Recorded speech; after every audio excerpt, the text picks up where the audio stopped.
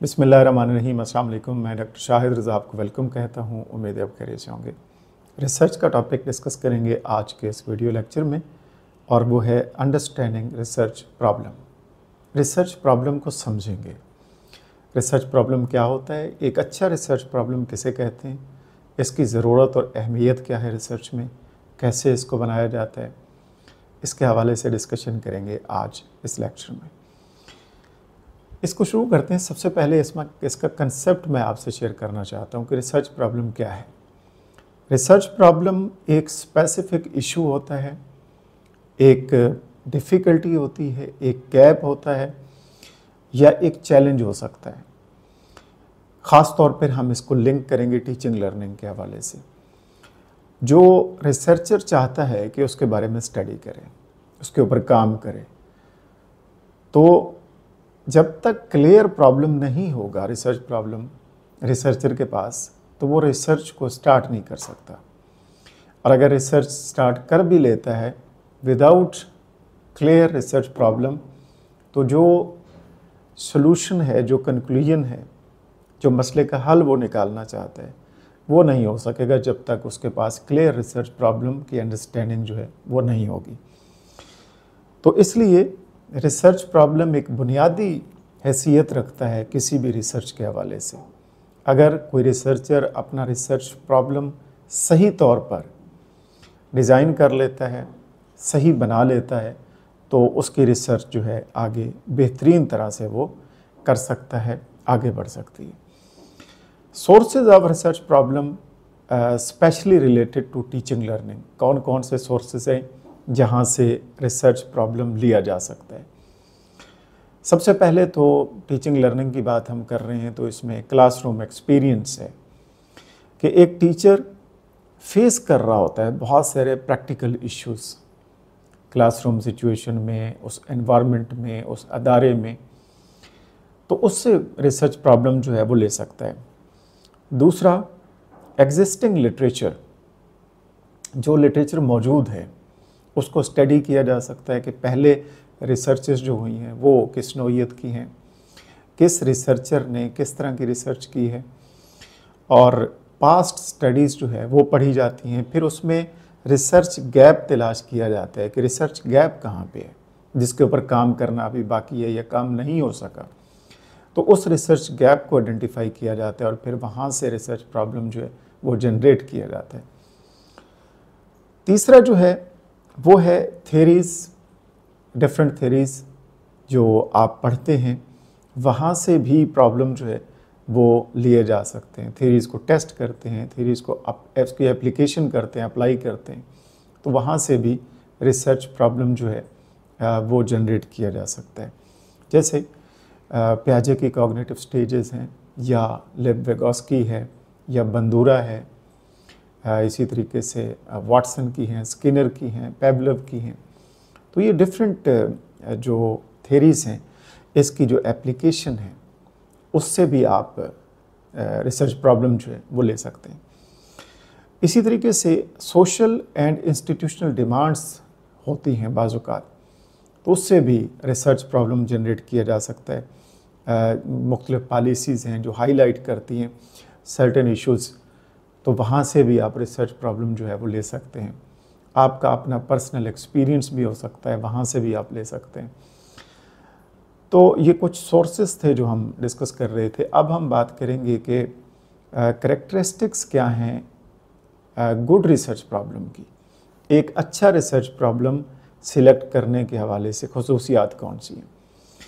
Number 1, जो भी research problem आप सिलेक्ट कर रहे हैं, पहली खसूसियत ये है कि वो क्लियर होना चाहिए, वो अनएम्बिगुअस होना चाहिए, यानी उसमें क्लैरिटी होनी चाहिए। रिसर्चर जानता हो कि वो एग्जैक्टली अपनी स्टडी में क्या करने जा रहा है, उसके हवाले से वो क्लियर होना चाहिए।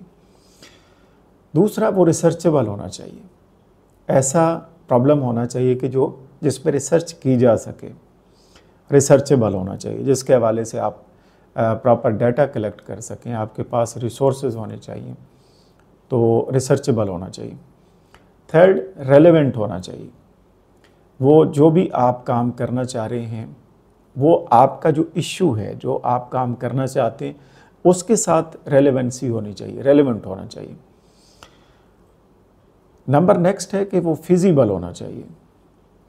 फिजिबल मीन्स कि हर तरह से आप जायज़ा लेंगे उस रिसर्च प्रॉब्लम के हवाले से कि क्या उस पर काम करने के हवाले से आपके पास नॉलेज है, एक्सपर्टीज़ है, आपके पास महारत है, और फिर आप क्या डाटा कलेक्ट कर पाएंगे, आपके पास रिसोर्सेज हैं, फाइनेंशियल रिसोर्सेज हैं, अगर कहीं ट्रैवलिंग करनी है तो उसके हवाले से आपके पास रिसोर्सेज हैं।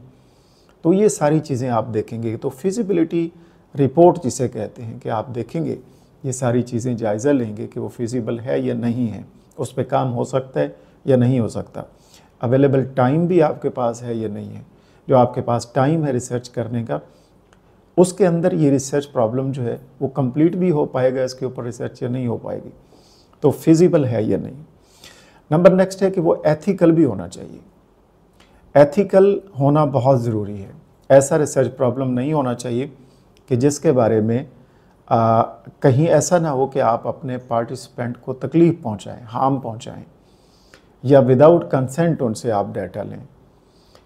तो ये सारी चीज़ें आपने देखनी है, यानी वो एथिकल होना चाहिए, ये भी एक खसूसियत है। अब इसके जो स्टेप्स हैं रिसर्च प्रॉब्लम के आइडेंटिफाई करने के हवाले से, वो हम देखते हैं।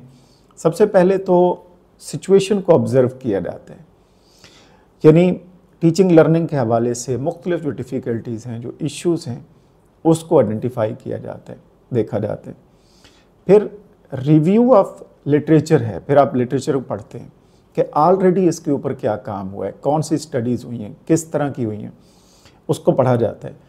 फिर उसके बाद गैप तलाश किया जाता है, डिफ़ाइन द गैप, और जो रिसर्च गैप है उसमें वो देखा जाता है कि कौन सा ऐसा गैप है, कौन सी ऐसी चीज़ है जो मिस है पहले जो लिटरेचर आपने स्टडी की है, और उसके ऊपर ज़रूरत है कि उसके ऊपर काम किया जाए।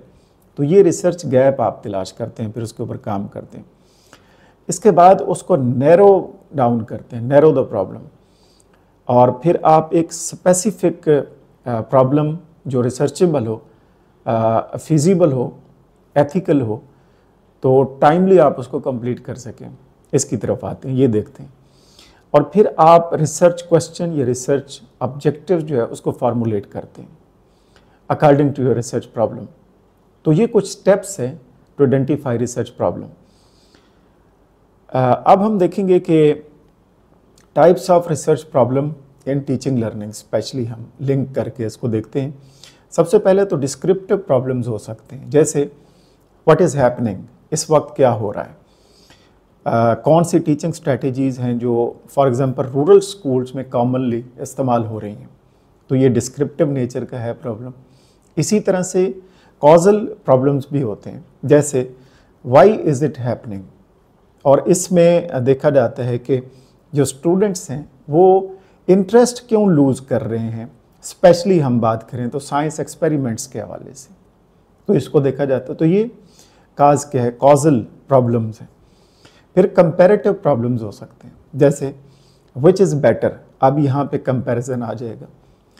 जैसे ऑनलाइन लर्निंग जो है वो ज़्यादा इफ़ेक्टिव है फेस टू फेस लर्निंग से, इसका कंपैरिजन देखा जाता है। तो इस तरह के कंपैरेटिव प्रॉब्लम हो सकते हैं। और फिर इवैल्यूएशन प्रॉब्लम भी हो सकते हैं, जैसे how well is it working, कोई चीज़ कैसे काम कर रही है, तो ये इवैल्यूएटिव प्रॉब्लम्स हैं। जैसे ये देखना कि फ्लिप्ड क्लासरूम कैसे काम कर रहा है, उसका मॉडल क्या है, उसको कैसे अप्लाई करना चाहिए, तो ये इवैल्यूएटिव प्रॉब्लम हो सकता है। तो रिसर्च प्रॉब्लम बेसिकली किसी भी स्टडी की फाउंडेशन होती है, बुनियाद होती है, इसके बगैर रिसर्च हो नहीं सकती। और जितना आप क्लियर बनाएंगे, रिसर्चेबल होगा, रेलेवेंट होगा, एथिकल होगा, फिजिबल होगा, उतना बेहतर आपकी रिसर्च होगी। और टीचर्स और रिसर्चर्स को चाहिए कि वो डिफरेंट जो इश्यूज़ हैं उसको ऑब्ज़र्व करें, रिव्यू करें, नैरो डाउन करें, और फिर एक फ्रेमवर्क डिज़ाइन करें ताकि मीनिंगफुल प्रॉब्लम जो है वो आप सिलेक्ट कर सकें, ताकि आप उसके ऊपर रिसर्च कर पाएँ। आई थिंक मैंने कोशिश की है कि इसका मुख्तसर कंसेप्ट आप तक पहुँच जाए। यहीं पे ख़त्म करते हैं, नेक्स्ट इंशाल्लाह बात करेंगे। अपना ख्याल रखिएगा। अल्लाह हाफ़िज़।